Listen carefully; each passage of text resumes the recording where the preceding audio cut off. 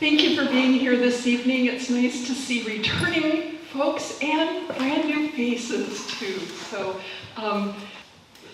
welcome to listening to Door County Artists, series of panel conversations on Tuesday evenings during the month of May and now into June. You are invited to sit with and listen to almost 50 of Door County resident artists. These very enlightening conversations are focused on the arts, giving each an opportunity to talk about their practice and for our community to listen. Each of them will focus on artists in specific mediums. We've already listened to musicians, visual artists, actors, and writers. This evening it's filmmakers, and next week, as I said, women visual artists. We hope you will join us and learn about some of the artists who have planted the seeds and established roots in the Door County artistic community. Our panel conversation celebrates the following visionary Door County filmmakers. The Filmmakers panel conversation will be moderated by Alan Kepischke, Assistant Professor, Department of Theater and Dance at UW-Green Bay, and the producer of Door Kinetic Arts Festival. I want to thank Alan specifically because he has attended a lot of the events as well as being a former panel member too for the actors panel. Let's see, the accomplished panel members are Fischer, filmmaker and co-owner of multimedia production company Piranha North Studio, and Aaron and his partner Sam are responsible for the lighting in the installation. So a community it takes for all of these things to happen. Let's see, Brett Kesmider. He is a documentary filmmaker, co-owner of Peninsula Filmworks, and a recent documentarian of Ridge and Swale, which I hope many of you have seen recently. Krauss is an independent film director, producer, and recent credits include The Last Rung, On the Ladder, and From the Furnace. Craig Newman is a producer, Slatestone Media. He's a producer in Slatestone Media and worked in visual effects and animation on major productions for Disney, Dreamworks, and others. Chris Opper, filmmaker, minigolf enthusiast, and he's co-owner of the Red Putter, and director of the Door County Short Film Festival. Chris has been filming all of the events, and his intention is to make a documentary film about Are We Listening?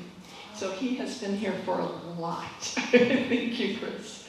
And Kevin Wehrenberg, current owner, operator of Hedge Golf and Pub, another golf person here on the panel, and was an executive producer for many hit pop culture television shows, including Fear Factor, Slip and Slide, and many others. So we have quite the variety and distinguished experiences among our panel members. So thank you, and please welcome them this evening.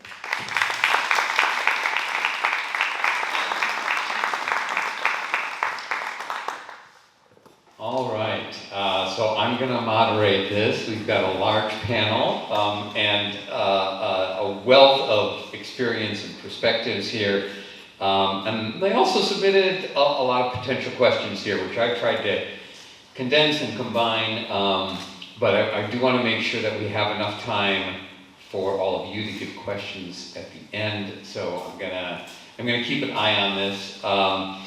I've grouped these questions into three different areas, and personal, industry, and local, and then we'll jump into your questions. So in the personal section, feel free to expand on your biography as much as you need to provide context for your answers. But the first one I want to ask is, film and television incorporate so many different artistic elements. Visual, story, setting, character. Where does the project begin for you? All right, Aaron, go ahead. All right, so where does the project begin? At the first concept, honestly. Like, I'm building it in my head as soon as somebody comes up with an idea or presents me anything, or just I think of something to say. And is that idea a story, or is it a character, or setting? Any of those things. could be anything. Somebody comes to me with a character and wants to do something, or, yeah, anything. Anything at all. I guess I should take that. For me, it started riding the school bus back from junior high school because I had a Walkman. And I would listen to music and then create little videos in my head that went with the music. I didn't get to direct music videos, but I sure wish I would. It's all just passion projects. Everything that, for me, from a long time ago, I realized I was a documentarian. And so I like to learn what other people's stories are and what history is and how important it is to where I live and wherever that might be. And so I'll latch on to something that I'm passionate about. And maybe it's like the OCD tendencies that I might have, and I'll just like dig into it, really deep. So that's, on a personal level, that's kind of where I get my projects from. So on the writing side, I developed this discipline. I'm not always great at it, but if you set aside 15 minutes a day just to write, you may not write anything that good, but it just kind of keeps everything moving in your brain. Sometimes you get ambitious and you end up going for an hour or two. Then out of the blue, out of nowhere, comes an inspiration, and that can just start building on itself at a time you didn't expect it, and then you say, okay, I've got something here. And so the film that I'm going into, this next project, was one that I was actually swimming laps in the pool, and an idea came, and with each lap I was just kind of keeping kind of a consistent pace, but everything started to come together, the characters, the dialogue between them, and I finished swimming, and I took the next 3 days off. I was blessed to be able to do that, and I said I have to write this script, and I just hammered it out. I didn't really do a lot of detail. I got to finish the thing, and then I'll come back and revisit it. But when I saw what I had and told people about it, the feedback was very good. So then I actually wrote a short story variation of it from a different character standpoint. And I sent that in for the Hal Prize competition and was one of the finalists. So that feedback too said, okay, there is something here. And so I think the first step is making the time just to write, and then the second part is getting that feedback, and constructive criticism can go a long way if you have thick skin. Then and everybody you understand is helping you get better. And so from there, you go into the fundraising part, which isn't as fun, but again, if it has a heart, then give it some breath.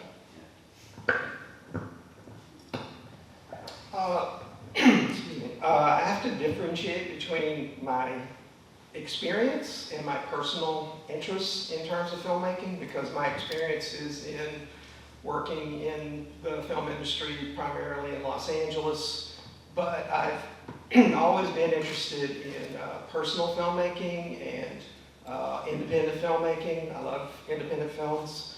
So I guess the question for me is kind of like what my process is, and I can't explain that because it's too complicated and I can't put it into words for myself.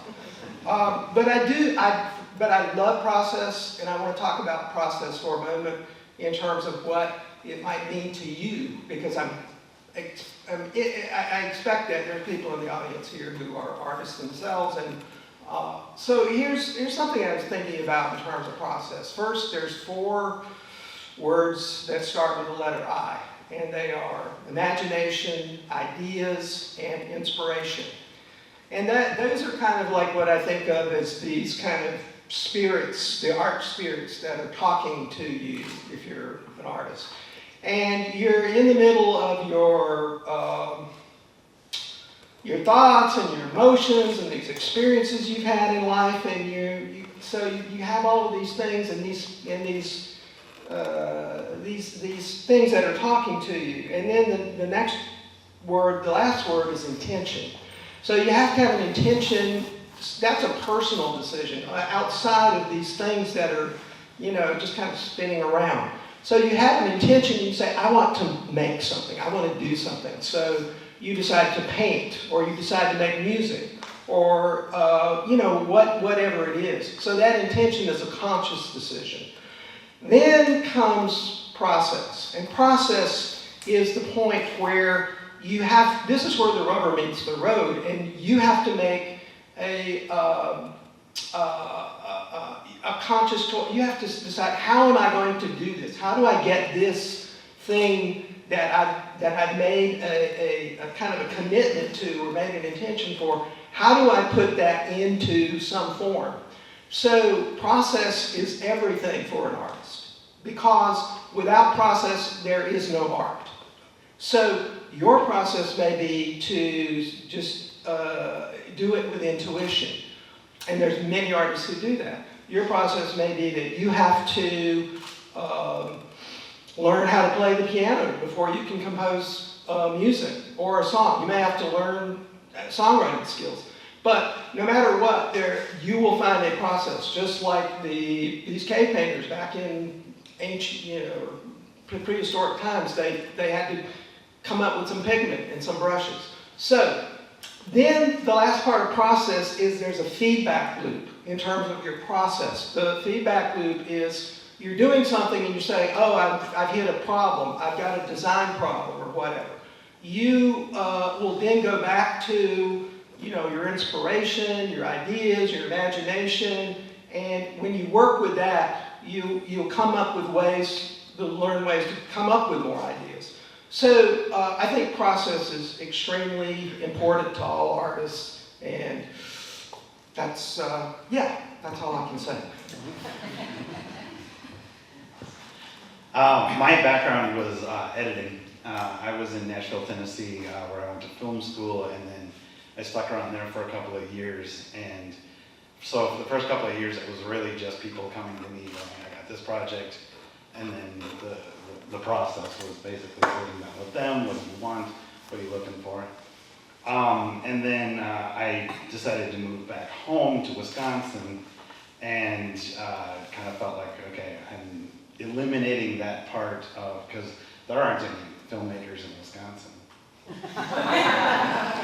This was back in, that was 2004, because I just had that mentality that I'm going back to Wisconsin, I'm going to be the filmmaker. Well, I was wrong. So we were in Green Bay, me and my wife, and I realized how wrong I was by attending film festivals, and then that's where I met a bunch of people. And then I go, well, there's too many filmmakers, I got to move to Door County. So I keep moving away from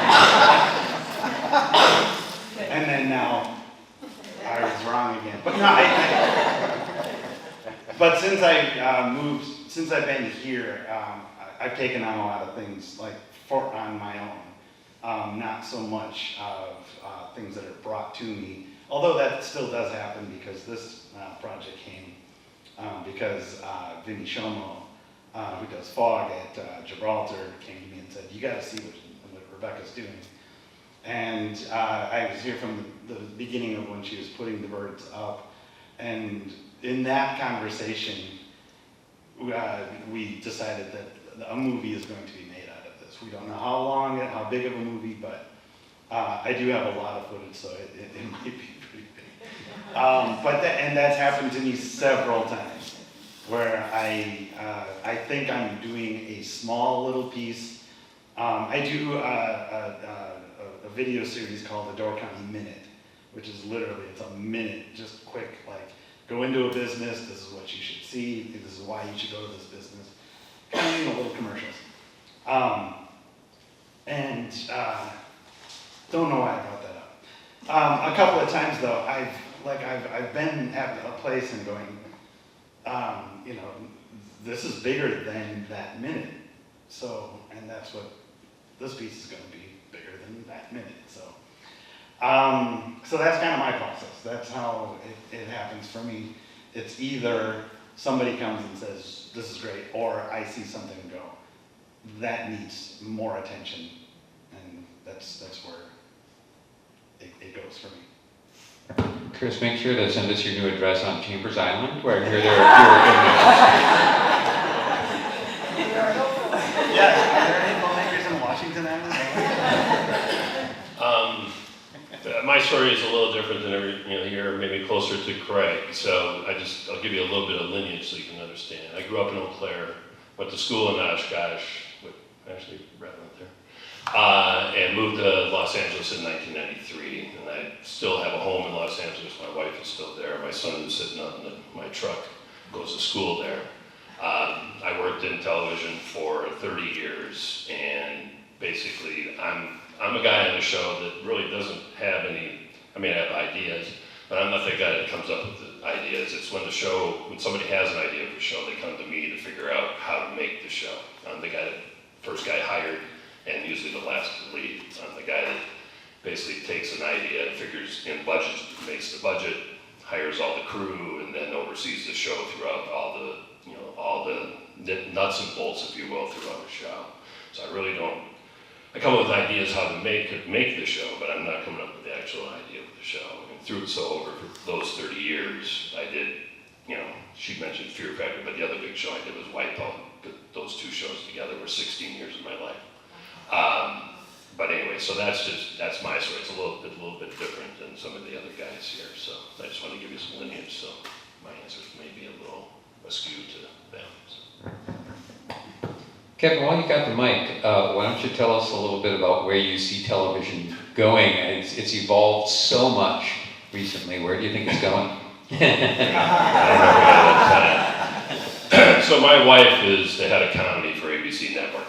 So all the comedies you see on ABC and Hulu, my wife is the one that oversees those. So she's still in LA doing that job. She'll be here this weekend. And by the way, we bought a house up here in 2010, and that's how we ended up here and eventually bought the golf course.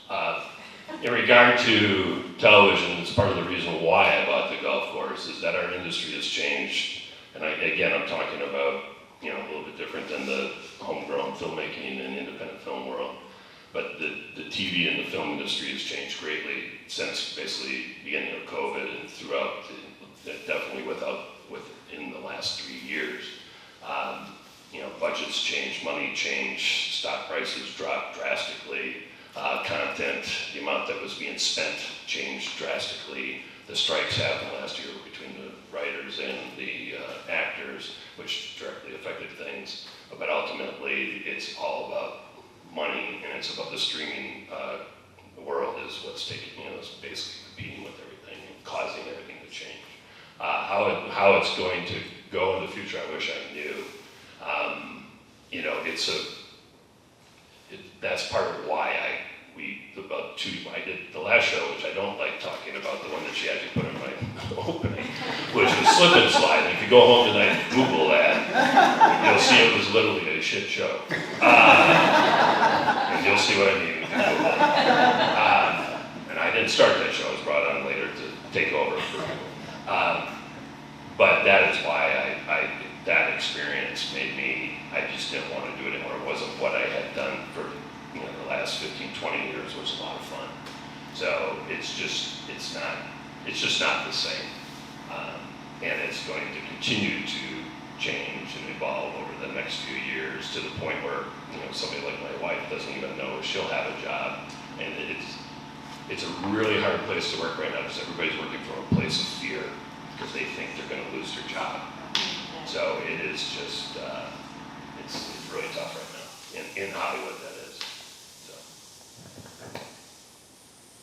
All right, let's talk a little bit about, speaking of change, the technology just keeps changing the demands for what people want and the rapidly changing equipment. So talk a little bit about equipment and formats and how all the rapid changes create challenges or opportunities for you. Well, I still shoot on high 8. It's actually not that far off because but do you want to give some context for the audience? So yeah, what high 8 is? That's actually where I did get my start. I was in film school, and high 8 was the top of the line. Digital had not been put on the shelves yet. And that was 97. But it won't go away for me because I actually will transfer people's stuff. If you have old hi-8 tapes or film reels or whatever, that's another thing that I do. So I have like like cameras and a hi-8 deck at home. But I don't know, I got into that. I shouldn't have even mentioned hi-8. But I am actually one of the people that evolves to the next level slower than everybody else. Like I got digital out of film school because I was an editor. I had to, but after that, I was like, I'm not doing HD. That takes up too much RAM, too much of my drive space. I love DV. Mini DV is the best. And then HD was, like becoming old. I'm like, fine, I'll go and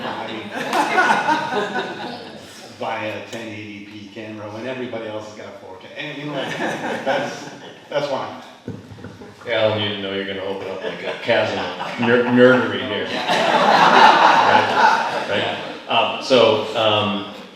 I remember from film school, the advice was always film on the largest format that the production can afford. And so then you got to figure out what your budget is and can we afford, well, let's just go to digital. Can we afford 4K? I mean, and if you can't, then a lot of people say, what do you mean you can't afford 4K? Because it's ubiquitous right now. So we were just joking before we got up here about Chris is filming this right now. And I'm like, what do you mean you're not filming in 8K? And, but to answer your question directly, if you're constantly, it is important to chase the technology that suits your needs. But if you're too much of a gear junkie, it's a great way to go bankrupt. And that's all I'll say about that. Real quick, I'm a hi-8 thing. No, this is one of my favorite stories. In film school, we all shot film. You had to raise your own money to buy a reel of film. And we shot on 16. And that was like the excitement of our final project was we're finally gonna work in film. And the one guy that like absolutely refused, said I'm not spending the money, shot his film on hi-8, way better than all of our films. So, and the reason I always bring that up is because if you know what you're doing to make an image look good, it doesn't matter what you shoot at. Unless you want to have a career. Yes. I'll touch on that just from a standpoint, because at Oshkosh, I did a project with a couple other guys, Mike Bauman, and it was a PSA, public service announcement. It was for the Academy of Television Arts and Sciences, and they had this competition, and basically 30 minutes, it was about alcohol abuse, and we sent it in. And it was Oshkosh back at the time didn't have the best equipment, that kind of stuff. And we ended up winning, and the feedback that we got was, it wasn't about, and this is where you guys might take offense, but it wasn't about the equipment or how you shot it or the quality of it. It was about the content that was within the 30-second PSA. So. Yes. So, because almost anybody can be a filmmaker now, you can just shoot stuff on your phone and put something decent looking together. The question arose among a couple of you, the distinction between what's a professional and an amateur in this industry. Does that distinction even make any sense anymore? And if so, what is the distinction? It doesn't matter to me. What is, I mean, you know, I mean, technically it's getting paid for it, but I don't think that that's, you know, really the issue. You know, probably. Don't most filmmakers lose money on most of their films? Yeah, and there's that as well. So yeah, there's.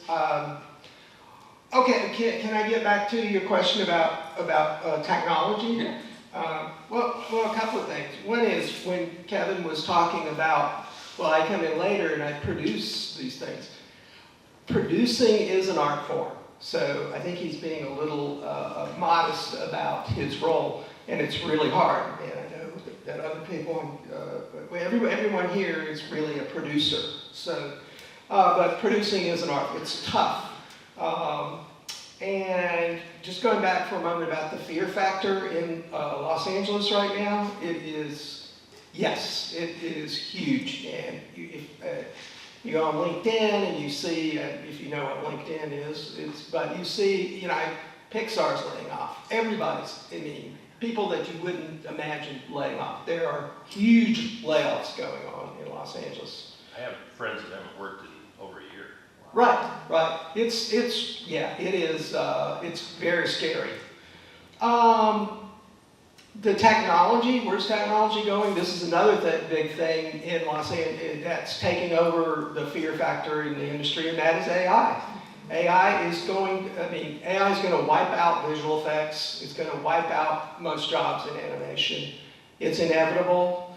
And then in terms of the opportunities, and this gets back to the difference between what an amateur is and what a professional is, just like the internet created opportunities and YouTube created opportunities, you have people who are now have, I actually called all the, this is a sidetrack, but I called all the high schools in Door County to find out what they're teaching, and one of the guys said, oh, I've got a student who has 20,000, this is a high school student, and she has 20,000 YouTube followers.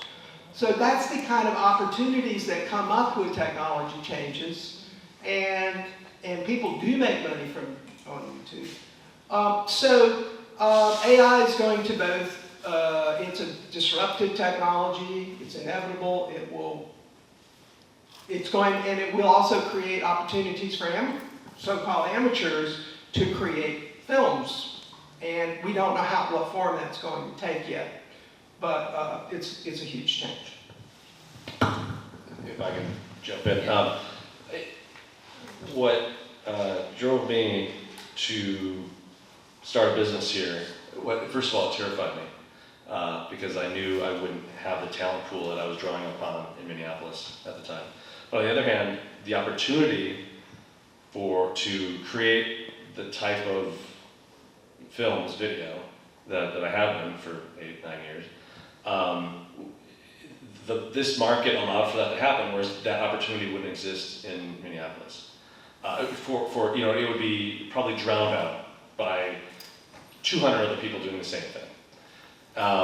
And so it's just like how a word processor on the computer, whenever that came about, but it changed, all of a sudden it might have been like, well, everybody's a writer now.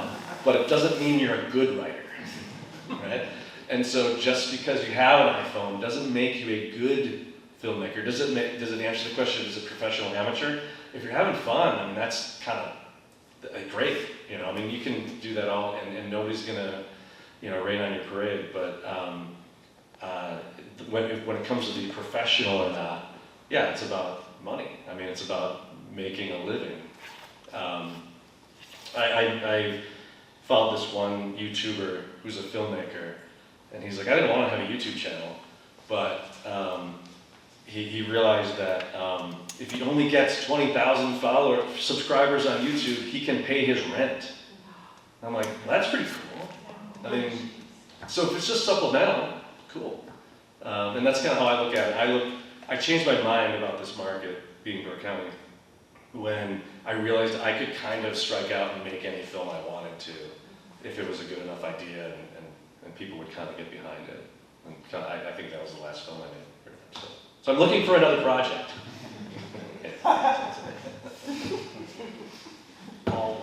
So I suspect many of you are aware that there's efforts gaining traction to bring back film incentives and maybe even a film office to the state of Wisconsin. Do you have any hopes, dreams, fears, cynicism, any kind of reaction to all this? So a major blessing in my career was that I was working. There we go. But, major blessing in my career was that one of the very first films I was involved in was Public Enemies, which came to Wisconsin because of those incentives when we had them. And to be in college and have a chance to work on a Universal Pictures set with Michael Mann and Johnny Depp and Christian Bale, I mean, and then being in Oshkosh, Wisconsin, and seeing downtown just completely transformed to cobblestone roads and classic cars, it was just like I was in heaven. I mean, as a somebody who wanted to be into the industry and getting to rub elbows with big names like that, it was just like a whole different world. So, just from personal experience, then I saw guys my age who, with the connections they made on the set, some of them went out to LA and had careers, and again, they were good folks out of Los Angeles who wanted to help other young artists out. And you listen to conversation on set, and they couldn't believe how inexpensive rent was to have an office in Oshkosh. And they couldn't believe how inexpensive the price of mixed drinks and beer were at Oblio's in Oshkosh, which became a favorite go-to. So, besides benefiting those of us who were working in the industry, it also benefited, they brought in local hairdressers and local, I think they hired over a couple hundred background talent who were, some folks had never acted before, and now they're getting an opportunity on a major picture. You had restaurants and caterers. So, I mean, you just in the week that they were in Oshkosh, you just saw the way that it impacted Oshkosh. And again, you hope every experience is like that, where you have genuinely good people. And I witnessed Johnny Depp come back every single day after we got done shooting. He would take an hour and decompress, but you just had thousands and thousands of people just surrounding downtown Oshkosh. And I mean, it looked like a Packer practice, times a couple thousand. And people waited all day just to get a glimpse of people, and Johnny knew they were there for him. So he would come back and he'd spend a couple hours with the fans every single day. And the coolest thing that a lot of us got to witness was this 5-year-old girl. I mean, it's tough enough for an adult to be on their feet all day, but this 5-year-old waited all day to see Captain Jack Sparrow. And when he heard that, he turned his back to the audience for a second, and when he turned around, he was Captain Jack. And he started walking around and talking like Captain Jack, and everybody's clapping, and the little girl is elated. So, I mean, really good first impressions on what those incentives did for the state, and then, unfortunately, as quickly as they came, they left, and I think it left a very big hole that we're still trying to fill. I mean, since I'm the guy that does the budgets, I've dealt with this on many different levels. Georgia has the most beneficial tax rebate in the United States, 30% back on every dollar you spend, but it has to be spent in Georgia. Now here's the thing. Problem with that is, and it's on, I've been asked to be part of the tourism aspect of that, and they reached out to me, and I pointed out these things to them, is that the big thing is you want to make sure the money stays in the state of Wisconsin if you're going to get tax money back, right? And so in turn, in Georgia, what ends up happening though is a lot of companies come in and they have to have brick and mortar. So companies from other places come in and set up brick and mortar. So it's just a matter of what that rebate's going to be for the state of Wisconsin, and whether or not, in Illinois, for example, you get the biggest money back on hiring people that live in the state of Illinois. So those things just ought to be taken into account when they're working on rebates. So if anybody's above that up here, just make sure that you're talking about the nitty-gritty part of it. So, yeah. Anybody else want to weigh in on that? Okay, we'll wait and see. Okay, so what is it about Door County that inspires you for film work that either is set here or that just inspires you in general? Well, I'm actually quite inspired and have been, I've been here since 2007. And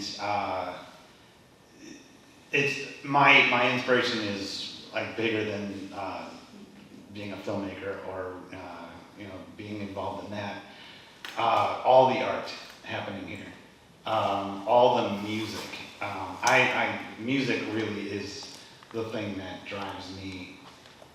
So the things that I've seen since I've been here, that's where the inspiration comes from, is all the different parts of art.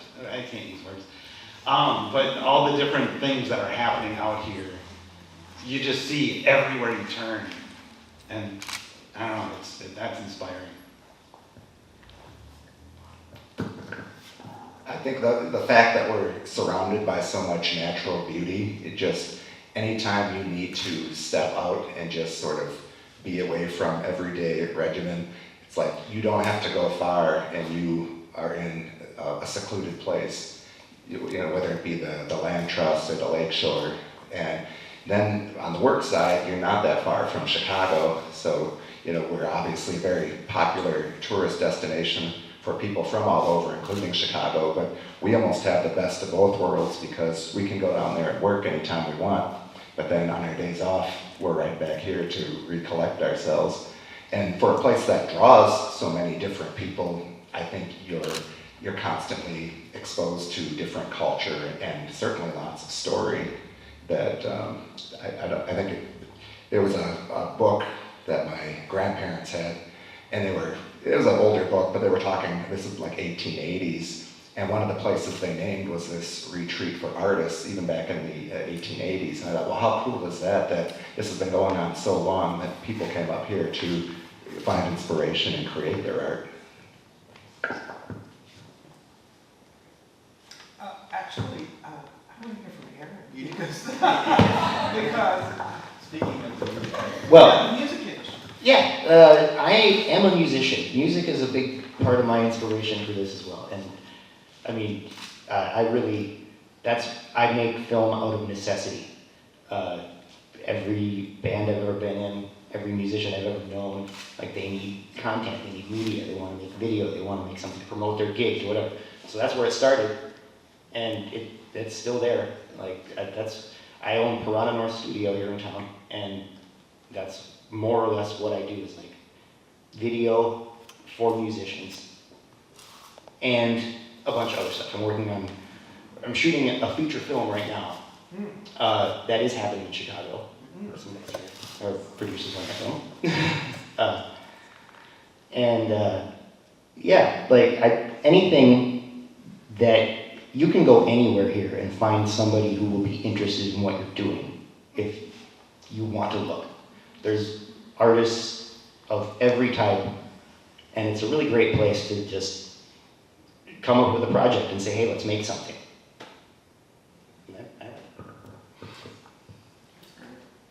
And one more thing too is that let's be honest, all of this exists everywhere else, in the big cities. It's just so easy to find here. And that's kind of the big thing, is that it's just everywhere you look. All right, so now that Chris has discovered that there are other filmmakers here in Door County, one of our panelists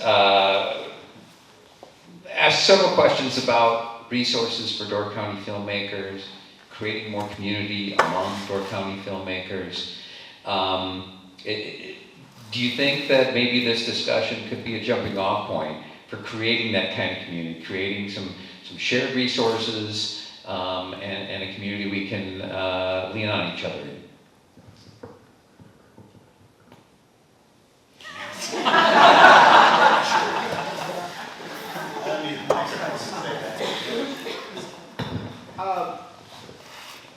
this is a little bit of a cross between what I found inspiring about Door County and also what you're saying right now. The reason that I moved to, one of the reasons that I moved to Door County is because there's a great community of artists here that I met. And that community has grown.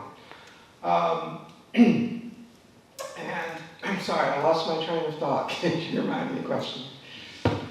Creating community and shared resources. Oh, shared resources, right. Yeah, I mean, one of the things that I haven't met any of these individuals before, and I haven't met other filmmakers in Door County, and I want to meet more. And I really, yes, I would love to get to know the filmmakers here more, and also, you know, expose the idea that artists who filmmaking can be used a lot of ways. I mean, I'm interested in, I would love to see a dance performance that said, oh, we want to use art, we want to use film as part of the art. Or a sculpture that said, I want to incorporate film in the sculpture, because there's amazing film sculpture, the video sculptures. And so there's many different types of ways that art can be, film can be used in and with other art forms. So yes, I'd love to meet more filmmakers and artists who would love to use film or video. I think I mentioned when I moved up 9 years ago, my biggest fear of starting a business was finding the talent to collaborate on the vision that I would have. And so I grew up near Milwaukee, but I spent a great part of my career in Minneapolis, and there's an amazing film community there. They have a great film statewide rebate for feature films, and I didn't move up into that part of the echelon, but we definitely felt that talent because it would ebb and flow. If there was a production in town, you had a ton of work because all these guys, gals, and everybody were on the feature films. But on the other hand, because of that, you had a very robust talent pool to draw from. And I had an audio grip guy I always call. I had a producer I always like to work with. I mean, we didn't have that. You don't have that here. And so as far as trying to cultivate that community, it seems rather, it puts you into the position of being a leader. And trying to cultivate that yourself. And so, unfortunately, in my experience, every time we've had an intern or an employee of some sort, after a couple of years being straight out of college, maybe 23 something age, you know, they're off to other places and to go experience other things, and that makes all the sense in the world to me. You know, I feel like we've come a long ways in the 9 years since I've been here, and that there's now, instead of looking for crew to crew your idea, it's more of an exchange of ideas at a higher level, where it's like, oh wait, we're all filmmakers here, and we all kind of have these higher level ideas.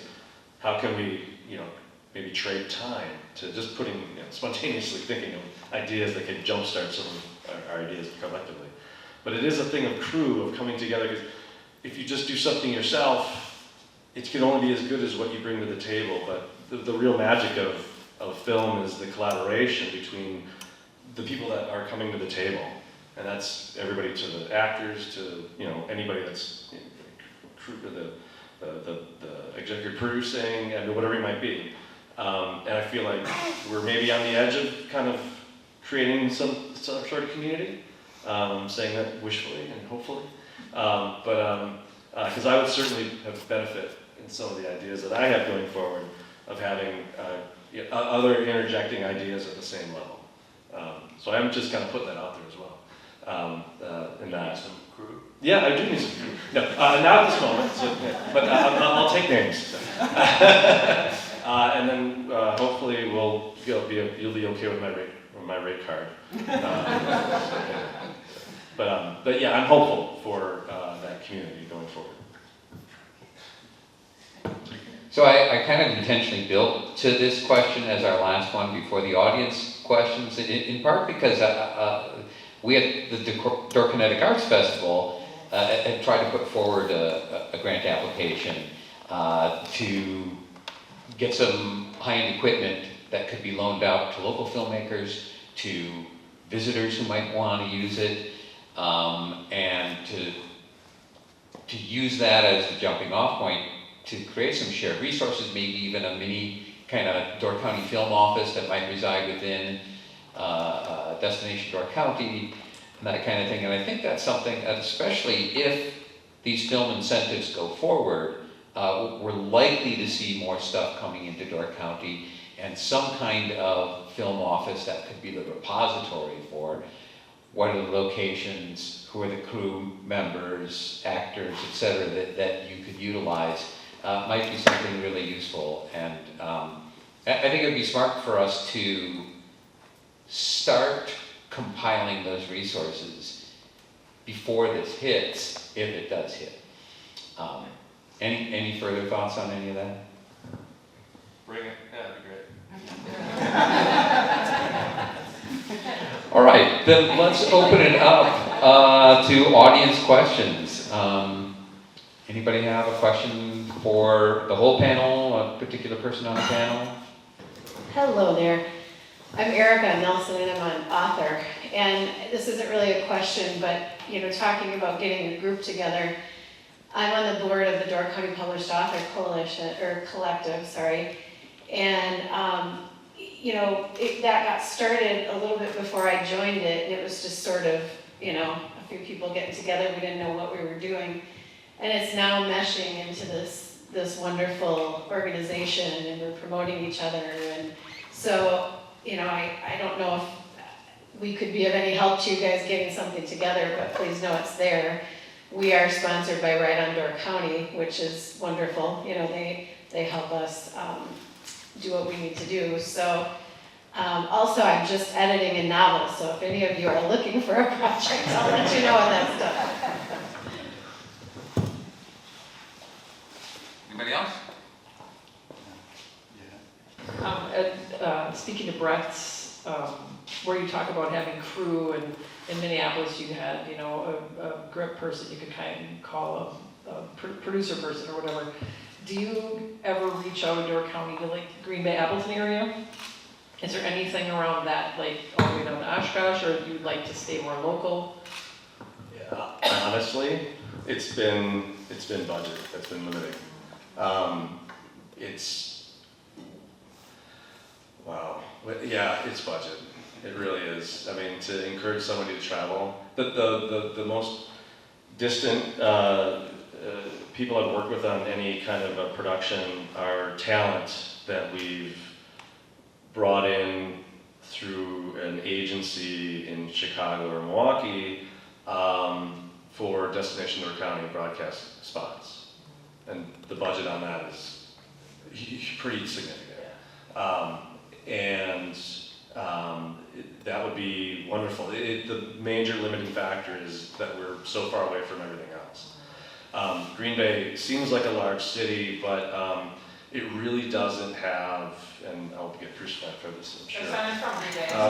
But I mean, compared to say an equally sized city like Madison, the film community there is wanting. And like I said, others would disagree with me, but I'm going right for what sort of dollars are being spent. If you look at any large metropolitan area that supports a film community, you're going to notice, in the industry, you're going to notice there's numerous rental houses that will support any production that comes in from out of town, because they'll say, we need 3 cameras and 4, the two-ton grip trucks and blah, blah, blah. I mean, the nearest place to rent gear like that for me, and when I've had to do that in the past, I will go to the people I worked with in Minneapolis and they'll ship it to me. And I know there's places in Milwaukee, but I just don't have a relationship with them, and certainly Chicago. But the resources aren't really, we're kind of a bit of an island in that regard. Are you finding your tribe up here, your people, your crew? I mean, you've been here 9 years. Is it growing?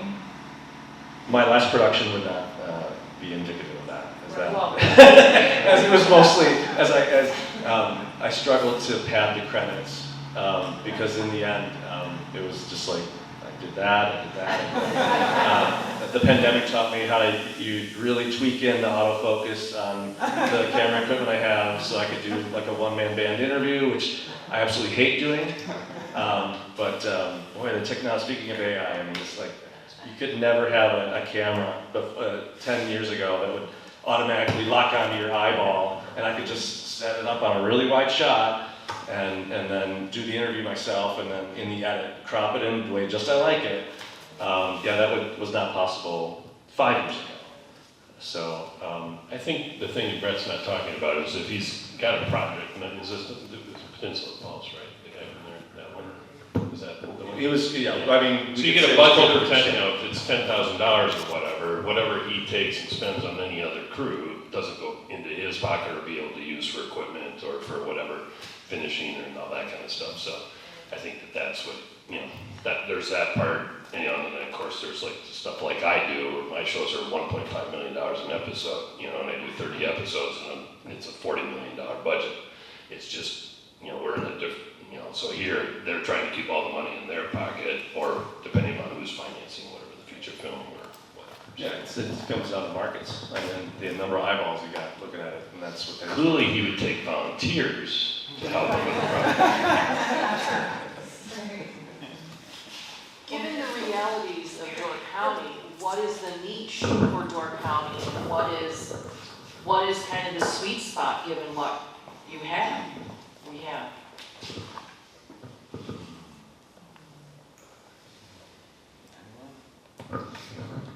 Minigolf. Yeah, I don't really know. Can I add to that question? I think, I'm really curious. Sorry, I'll come over. Sorry. I just didn't want to get my Recorded. camera. To add to that, I'm just curious as to what is the first step that, since you guys are all talking about you need extra hands and you need another budget, but your experience levels are so vast among all of you guys. I work with Aaron in our small production studio, and we do he's worked on a couple of digital films too, so he's got a lot to say too. So I'm wondering what you guys think would be the first step to try and make it a little bit easier for you guys to kind of commune together. So would it be a school for people just to kind of learn about the needs up here? Would it be, I don't know, Alan, you mentioned that there was a home base for movie making potentially coming to Wisconsin too. Would that, another branch of that up here be beneficial, or would it just be hey, let's take coffee once a month? What's that first step for you guys, I think? Start small. Yeah. That would make the most sense to me, get some coffee, go, watch a movie, something like that, whatever. What about this space? This space here is a great space. You can do a lot of things in this space. Yeah. So is it available? How much does it cost to rent it? And then wireless this time. You can figure out how to rate your Repeat the question. So the question was, how about using this space? When I was looking for a space, I went to the Door County Economic Development Corporation and said, I need a space that has a high ceiling. Is there any warehouse in Door County that has that? They said, come back in here because I needed to have something at least 20 feet. I've been renting the space for 5 months, and Kathy is with the Door County Economic Development Corporation. She's sitting right here with us this evening. You can rent this space, and one of the proposals I made to them is, wouldn't this be great to have pop-up events here so that people could rent it to have a film showing, to do a production studio, visual art, a performance by actors, musicians, dancers. And so I think it's just up to individuals to say, we'll pull our finances and let's do something in here. I mean, the acoustics aren't that great, but it's a wonderful space to work in. And there's a lot of other little spaces within this structure that people could rent as well. There's lots of empty spaces. When So is your 5 months up? the end of this month. Okay, so it's open next month, Kathy. Possibly. First dibs. We've been talking a lot about, the technology and about the functions and the business part of it. I'm so curious about what the spark was in each of you that made you want to become a filmmaker, and what made you decide whether you wanted to go into music videos or documentaries or all the other television that you're involved in. What was it that inspired you to become filmmakers? It was music, like I said. I could see it in my head, like what I wanted to make. When I would hear a song or like write a song, and I just started doing that. And other people came and asked me to do that some more, and here we are. That was it. So it was a natural gift, in part, to start with. You could say that, I suppose.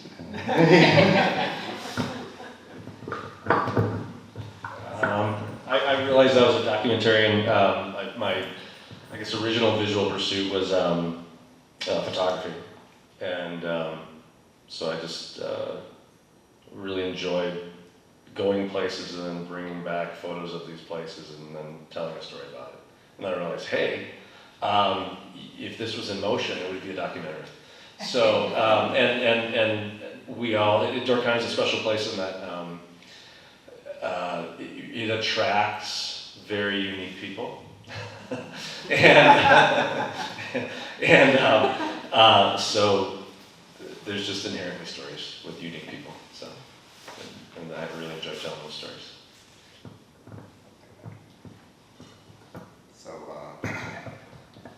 So my family had a tradition every Friday night. That's my mom, by the way, is Kathy, introduced earlier, and my grandma Bernice is here. Family had a tradition on Friday nights. Dad would come home, and this is back in the VHS days, but would have 4 classic films on VHS, sometimes musicals. Mom was in the pit orchestra trying to learn the music for whatever show was going to be playing that year. And so we just have this tradition of Friday nights, and you have the weekend to get through all these classic films. So grew up on Humphrey Bogart and just all the greats. So I loved watching film, and I got in on the acting side. Started on stage when I was in high school, and always, from then on out, acting was the first love. But when I was a senior in high school, I got pulled into if you guys know Pete Schwaba, director's cut on PBS, and he also has a radio show now in Green Bay. But he pulled me into a independent film that they were shooting a comedy in Upper Michigan, and that was my first time ever being on a set and seeing how they worked, and just the days were exhausting, don't get me wrong, but it was kind of like a kid in a candy shop too, seeing all this gear coming in, the different setups, and the amount of detail that went into getting that shot. And then you thought, okay, that's got to be at least lunch, right? And then all of a sudden they say, no, we're going to reverse it now, and everything flips, and they set it up on the other side. So from then on, that was senior year of high school. From then on, I was interested, and of course you get your friends together and want to shoot your first film, and I guess the rest is history.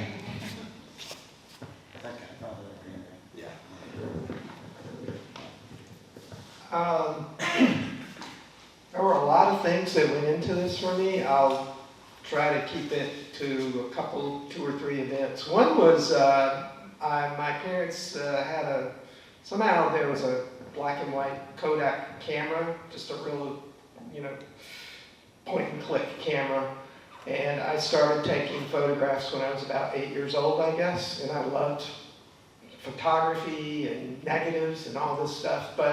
And then my parents got an 8mm camera, So that was a big event, and I was a very theatrical kind of dreamer kid my whole life anyway.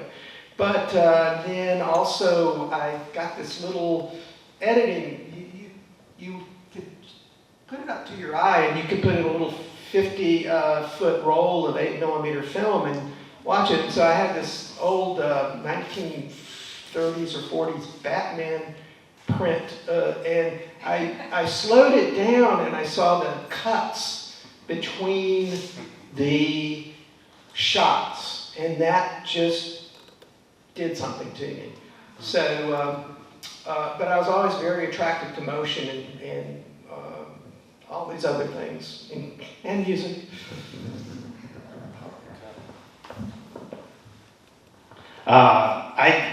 I grew up with parents that we would go into town to do whatever, shopping or whatever. I grew up in a small town just outside of Green Bay, 20-minute drive into Green Bay. So we would go into town, do whatever we needed to do that day. And I'm not making this up, we used to play minigolf. And then when we were done with our game, there was a movie theater right next door. So we would go and watch a movie. And that would be like an afternoon matinee or whatever. And then we would drive to Manitowoc and go to the outdoor theater where they showed 3 movies. So I would potentially watch 4 movies in a day. Not all the time, but that was a big thing for us. It was cheap back then to do. So then, I saw Star Wars when I was 4 years old, sitting in the back seat of the car, afraid of Darth Vader.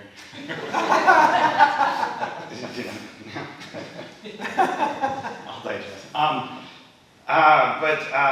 So that, I always go back to that as, and this has come up a few times, it's your parents. It's like what you see growing up. My kid is 14 years old and he's at home watching a movie right now that he's going to tell me every detail about it. So that really does help. I didn't know, it never occurred to me that living in Wisconsin, that I would make movies, that was even a possibility. I never thought about it until I took a TV class at the University of Wisconsin, one of the centers in Menasha, because I couldn't get into college. But I took a TV class and I talked to my instructor, there are jobs out there to do this here? Yeah, so it wasn't until then that it actually was something that I thought was a possibility. There's more than that, but I'm not going to go into it. Yeah. Really good parents. In 9th grade, the Miami Vice came out on NBC, and I fell in love with that show. And I knew from that point on I wanted to work in television. I didn't understand how, what, or anything like that, but I went to Oshkosh, and that opened the door for me. And I knew once I was in school I wanted to move to Los Angeles, and I really wanted to work in network television. So I got an internship through the Television Academy of Arts and Sciences, does the Emmys. One of the best internships in the country, and that opened the door to get me to LA in 1993, and that started my career, and that's kind of how I went. But Miami Vice I love television. Ironically, I grew up in Eau Claire, where the only affiliate there was an NBC affiliate, and my internship was at NBC Productions. And then ironically, my wife, when I met her, worked at NBC. So there you go.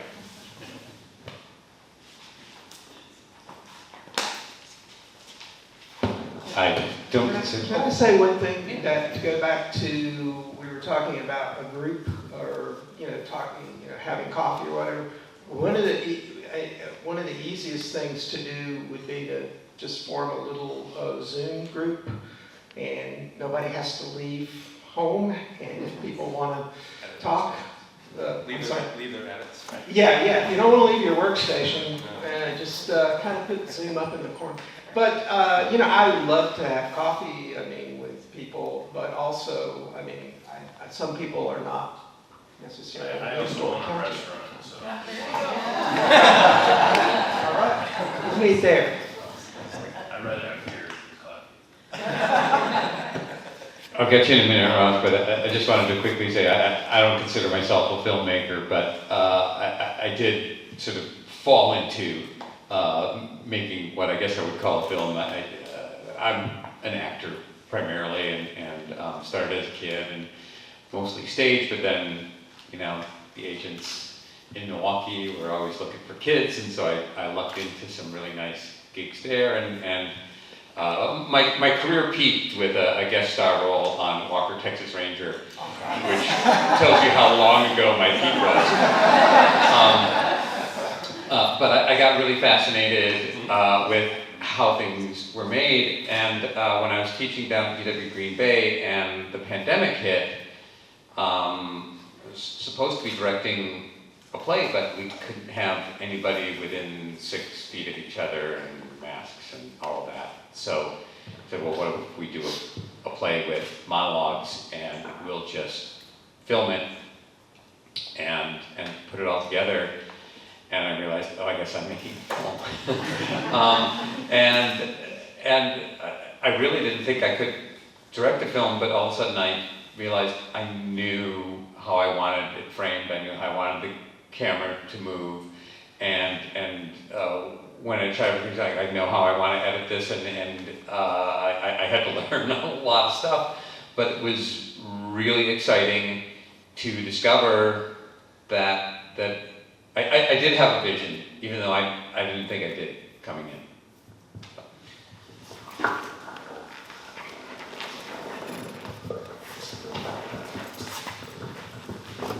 My name is Ross Dickel. I'm an actor and voice actor. So my question for the panel, where do you start? I have a script that I wrote a few years ago. It's a short movie, 3 people.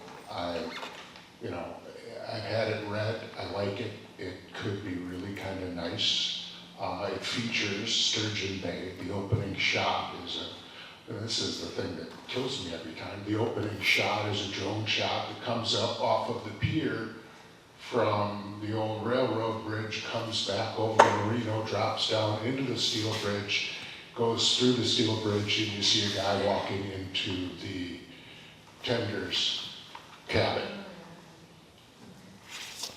How do you start?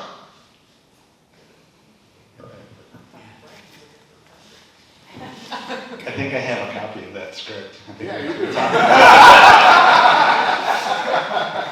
So what you do is you got to pitch it to somebody who's going to follow through.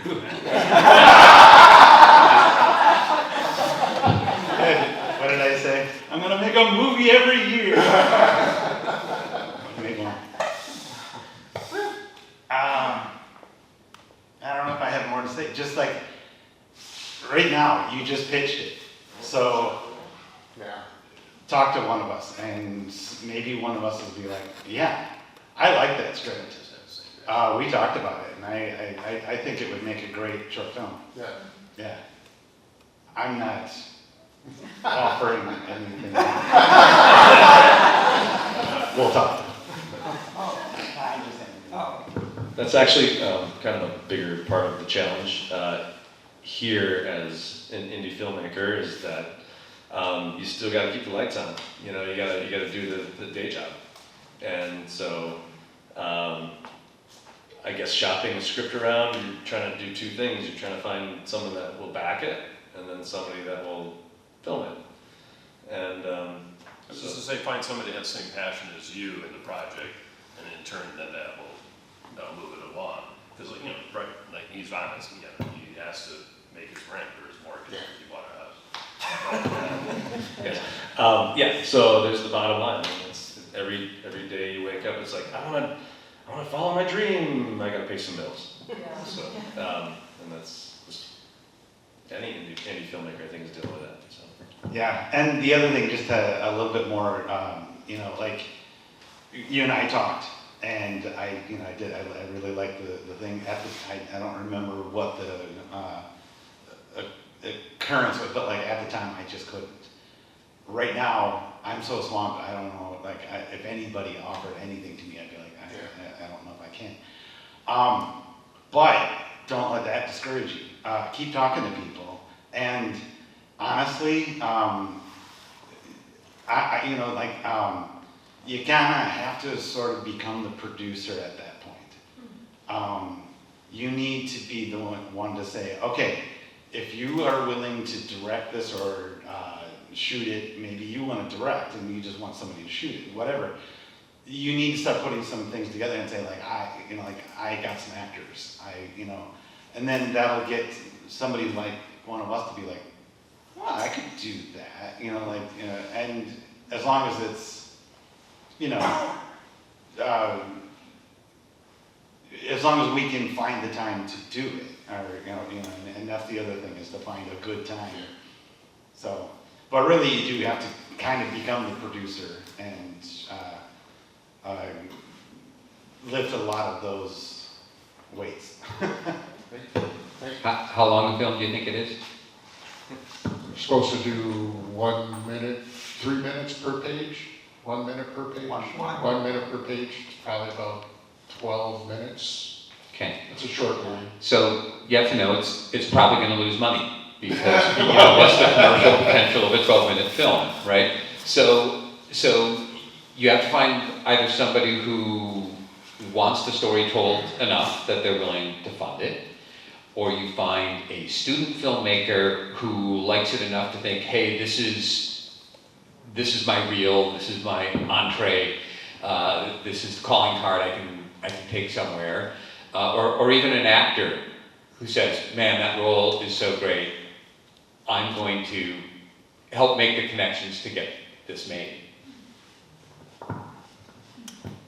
So, yeah, I'll suggest not doing the director and producer role at the same time, because you will become Dr. Jekyll and Mr. Hyde. I know that from experience. One cool thing about shooting in Sturgeon Bay is that it is film friendly, and that there's a lot of people who you tell them about the project and they open up their doors, their businesses to help out. When we shot Confessions of a Sailor, there were so many places that let us shoot. You didn't have to pay rent. They let a lot of things slide, and of course you respected the space. Yeah, permits. Public spaces might still require permits, but a lot of personal businesses would let us come in and shoot, and so you have that going for you in a big way. Some places would donate meals or give you a major discount because we're feeding a crew. So I can't tell you how nice it was to get Sonny's Pizza to our crew when we've been eating like sandwiches 5 days a week. So I think you have those things going for you. I think to your advantage of being a 12-minute short film, people are going to be more willing to say, hey, I can commit these days because it's not going to be a 90-minute feature film, and you're not looking at committing 4, 5, 6 weeks out of your life. But yeah, I'd say a good producer can help you break down that script into what shooting days would look like, and then you have a realistic idea of about how much money you want to make the production move smoothly. Thank you.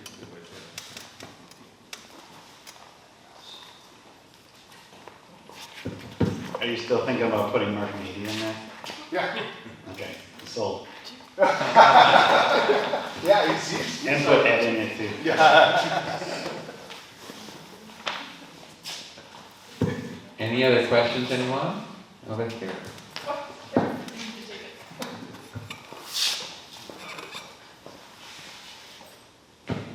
Kind of the end of that question is more so, how do you finish? I'm a senior at UW-Oshkosh, ready to be film major. I've already directed a few shorts already, and then this summer I'm working on kind of my senior finale, my senior project. And I'm just curious about like what, obviously I've shown a few short films at Door County Film Festival, and the same short at Door Kinetic I submitted, so we should talk later. I guess just we joked out a little bit about it already, about losing money, but how do you find that success, like on the business side of things? that's a constant question for every filmmaker. Well, I think one thing is, for making shorts, you know, you're not, that's basically, there's not really a venue for making money with shorts, but are you, tell me more, I mean, are you talking about for features, or in general, how do you make it, or yeah. I do have a feature film script written and everything, and I have a production plan already scheduled out. Obviously, accomplishing that's a whole other story, but just kind of a weird random example. I just found out that the movie Hitman on Netflix was an independently made film, and then Netflix just picked it up. Like, does anyone have any experience with that, or any idea how something like that would happen in any sense? Well, one thing I would say about Hitman, that was directed by Richard Linklater. Good point. Who has a huge resume. So there's independent filmmaking and there's independent filmmaking. So that word, yeah, quite often that term is used for films that you don't really think of. They're not, I mean, if they're not made by Universal or Warner Bros., there's all kinds of production companies, and Richard Linklater is a but anyway, how do you do it? That's, you know, everybody, that's a great question, and it's, everybody finds their own way, but you know, I'll let other people, I'll also let other people talk about this, but you know, some of it is also defining where you think your major skill is, and maybe where you can get in, and where you want to go. Do you want to leave Wisconsin? Are you willing to leave Wisconsin? Do you want to go to Chicago or Los Angeles or New York? And those all become decisions about where you can position yourself.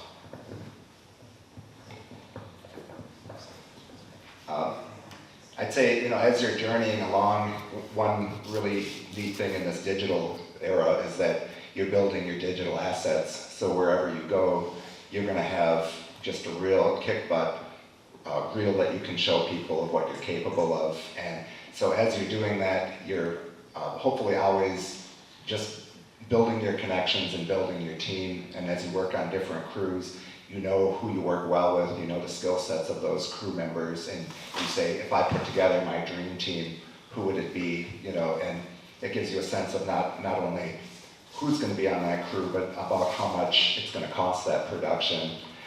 One thing I'm learning as you go, and you mentioned it already, it's having the name recognition of who is attached to this project. And you know, if somebody really likes the script, they may be willing to work for less to be a part of that project. And sometimes you can sweet talk somebody into being an executive producer on a project who may not even be, you know, otherwise really working on it, but they are just the name. Just a throwback to Public Enemies. Most people don't know it, but Robert De Niro was one of the executive producers of Public Enemies. Not that that movie had any risk of failing, but you know, it doesn't hurt to have bigger names, and you don't have to go Bob De Niro right off the bat, but there's enough connected people that, you know, when you find them and share the heart behind what you're doing, you can go places with that.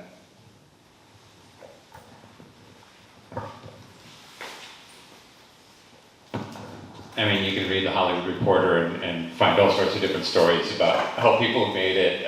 You know, one way is you take your short film around and see if you can get a commercial shoot for a local car dealership and a music video for a band, and you start building that way. Some people have like gone and maxed out credit cards and just self-financed. Now, you don't read the stories about people who just like destroyed their life because the film wasn't a hit. So it's a very high-risk move.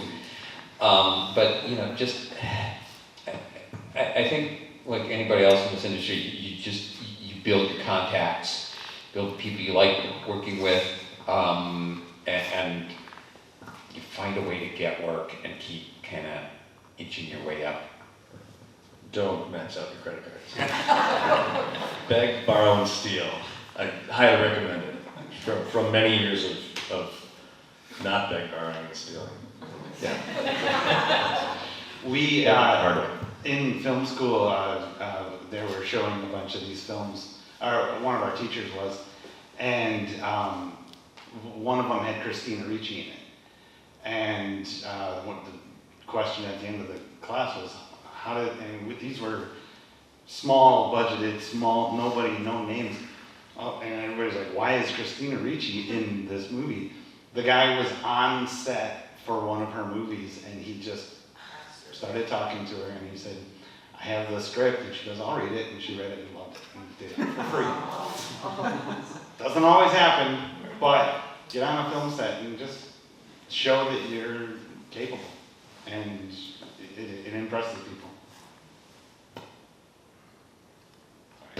I know you know this, but I'm amazed at how people can go on Kickstarter or Indiegogo and raise money. I've never done it. It blows my mind that of course, friends and family and things like, there's those, but people raise money, and again, you may decide that you want to just keep making short films and create better and better short films, and work day jobs, or work in the industry and make films when you can or whatever. But yeah, there's so many ways, and I definitely think that if you're going to continue to make short films to build your reel, people, there's Seed and Spark as well. That's another one. Those three are money raising potential. I've talked to a lot of kids from Oshkosh that at one point I had 13 kids working on White Bow that were from Oshkosh. So, I think it's a matter of what you're really looking to do. Your parents probably think you're going to get a job when you get out of college. So, but you have to just figure out kind of what you want to do. Whether or not you're going to try to find work and make a living, and then do the film stuff on the side. That's, I think, the director I worked with on Fear Factor thought he always wanted to do something more than Fear Factor, so he spent $150,000 of his own money and knew a casting director that got named people to be in it, and it didn't go anywhere. So you just never know what's going to stick and what's not.